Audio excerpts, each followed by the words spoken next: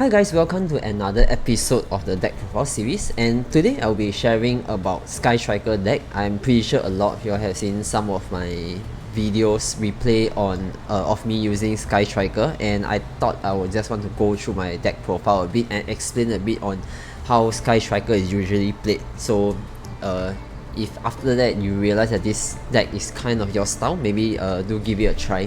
Yeah. So before I start, if you're enjoying the content so far, do remember to like, subscribe and comment down in the comment section below. It will really help my channel grow, and I'm quite near to 1000, so I'm actually very excited to be making more videos here. Yeah. So without further ado, let's take a look. So my Sky Striker deck isn't the most optimal because I'm lacking quite a number of cards such as Upstart Goblin and like maybe other stuff like Metaphor Fusion and stuff, but I think the main thing is still the Upstart Goblin.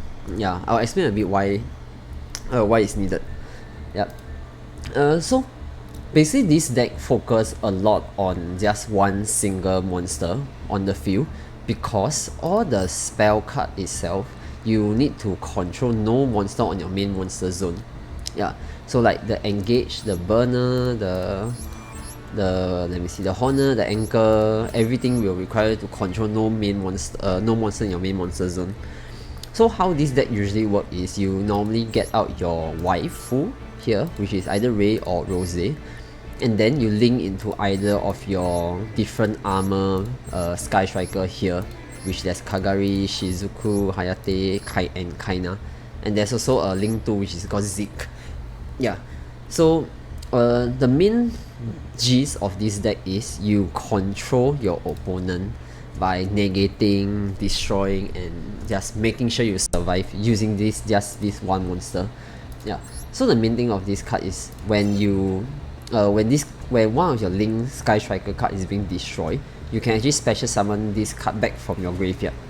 Yeah. So you can imagine it as it's like you get your Ray out, then you let it wear armor, be it the red armor, the blue, the green, or the yellow, and then after that, if let's say it got destroyed, it just is simulating that the armor breaks, and then it becomes the girl itself again. So that's why you special summon this card back from the graveyard.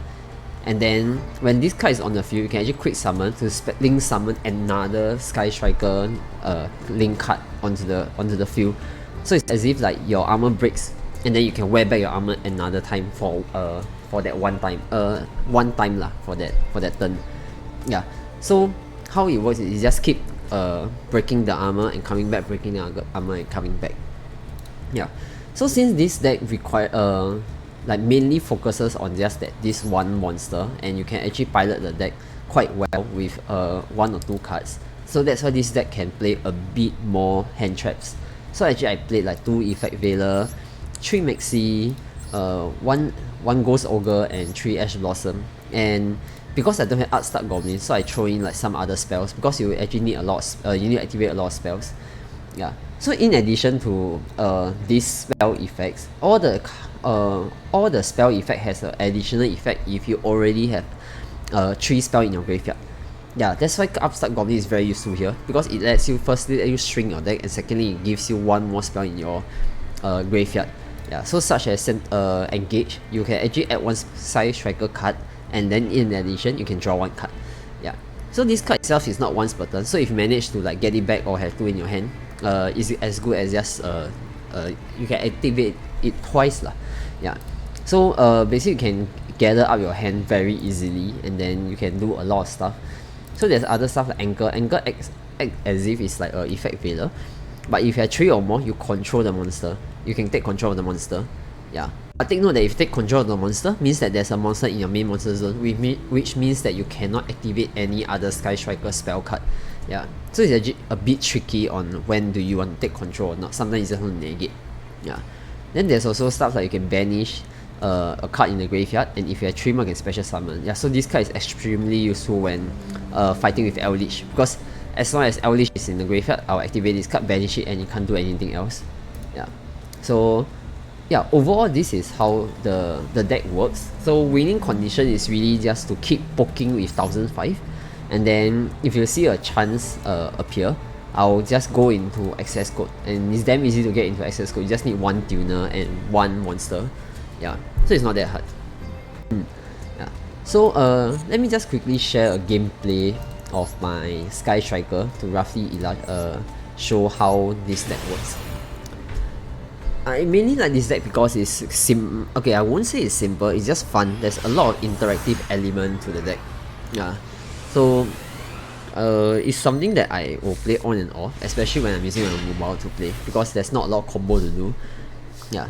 So you see, when you already have engage in your hand, usually I will get multi-roll, because multi-roll effect is as long as you activate a Sky Striker spell card during your turn, at the end of the turn you can actually set back the number of spell card from your graveyard to your field. But once you activate it again, you'll get banished. But it's as good as you each of a spell you can use it twice. So multi-roll to me is a very strong card. Although a lot of people play 2 of them, but I myself like to play 3. And also because I don't have Unstuck Goblin, so I'll play a bit more of the multi-roll. Yeah. So I'll get Ray out, and Kagari itself, when Link summon, I can take back one Sky Striker spell from my graveyard. So normally you'll get this out if you have engaged in your graveyard, so that you can actually pick it back up. So I actually attempt to pick up engage, and he actually gamma me. So in normal case, my Kagari just get gamma, but just now has a Eagle Booster here. Yeah, so Eagle Booster effect allows prevents your monster to be unaffected by card effect. So basically they cannot be affected by card effect for that turn. And then if you have 3 or more spell, it cannot be destroyed by battle distance. So actually it's a very very strong card. There's no way to really remove the card that's being enhanced by Eagle Booster, other than Kaiju of course. Yeah. So I actually managed to protect my Kagari from being negate and destroy by making that it's unaffected by card effect. Yeah. So then I get back my engage, and if you I activated it once, so later I can set back one Sky Striker card, and then I engage again to get something. Yeah, so I got the banished graveyard one, which I'm not sure why. I should have gotten the anchor. Anchor is more useful. Yeah. So usually you'll end the turn with Shizuku, because Shizuku effect is at the end of the turn, that is when on the turn that is special summon, the end turn you can add one Sky Striker spell from your deck to your hand with a name that's different from your graveyard. So as long as your graveyard do not have that card, you can add it from your deck to your hand at the end turn. Yeah. So end turn your multi-roll will be able to set back the cards that you used this turn. Yeah. So for example, if I activated 2 Sky Striker spell, I can actually set back 2, but it will be banished when it leaves the field.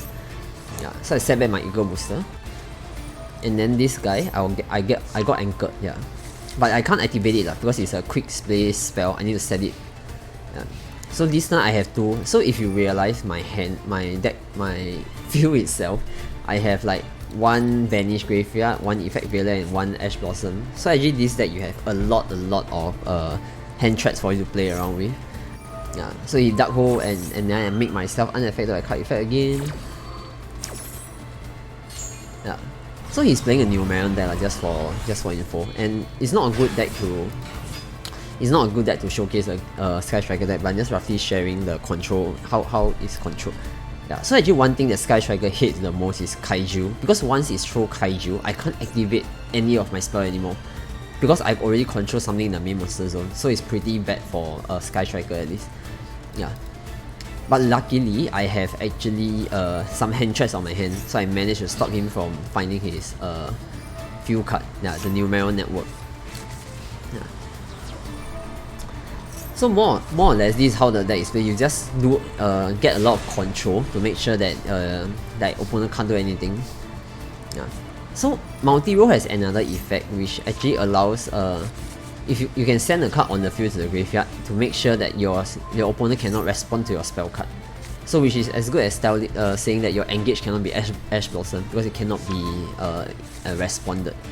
Yeah. So there's a lot of things to help your this deck. To prevent your spell from being negated and stuff like that. Yeah. So Hayate itself, when attacked, you can actually send one Sky Striker card to your graveyard, which sometimes I will either send more spells, or actually I will send Ray or Rose if I need them, or even I can send Engage so I can take back with my Kagari. Yeah.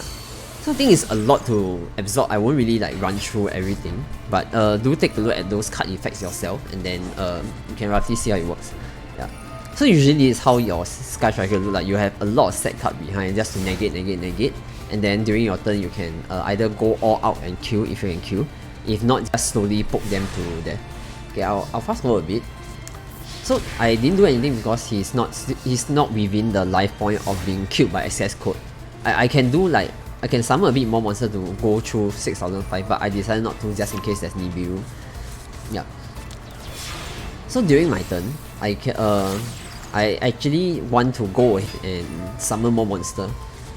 Yeah. So I actually, when the field card is sent to the grave, I can actually special summon one Wraith from the deck.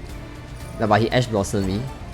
Yeah. So what I did is I used Shark Cannon to banish his Ash Blossom, because usually you love it when there's a tuner in the opponent's graveyard, so you can use Shark Cannon to grab it over. And then since you have one card and one tuner, and then that's where you get your access code out. Yeah. From Quishron you get an Effect Veiler, and then Effect Veiler you go to Celine. Celine you don't really have to worry that you won't have enough spell because you're Sky Striker, you have a bunch of spell. So you can see the number of counters I have here. Yeah, so you won't really have to afraid. Yeah. Then after that you'll get back your, you'll get out your access code, and that's how you usually OTK lah. So it's either you OTK using access code or you just slowly poke them for 1005 each. Yeah. So overall this is how a control deck works. If you are not a person that really likes to read a lot of card effects and try to understand how their deck works, right, I think you shouldn't play a control deck. But other than that, I feel that Sky Striker itself is a really fun control deck and very versatile. And in addition, Kagari actually gives you 100 attack for each spell, while Shizuku minus 100 for each spell to your opponent. Yeah. So do take a look at the deck and see if this is something that you enjoy playing. Yeah. The main weakness of this deck is it's very vulnerable to Harpy Feather Duster, Imperial Order, or stuff like Kaiju that places one monster on your main monster zone and then you can't activate anything else. Yeah. So these are something that you have to take note when playing Sky Striker. Or if you play against Sky Striker, just put a monster on their main monster zone and they will be gone. They won't be able to activate anything for their turn, other than hand traps of course. Yeah. So yeah, overall this is how a Sky Striker deck works. So let me know in the comment section below, like if you enjoy this deck or if you have fought with this deck and do you find it irritating, or is it something that you can easily counter, or what are some of the ways that you deal with when playing against a Sky Striker. Yeah. So I will be bringing in more deck profiles for different decks, and if there's some decks that you would like to hear about how I explain in this Sky Striker deck or in my previous Fluffa deck, do let me know as well. And maybe there's some info about each deck that I should be sharing as well, you can let me know. Yeah. So if you are enjoying the content, do remember to like, subscribe and comment down in the comment section below, and I'll hope to see you guys in the next video.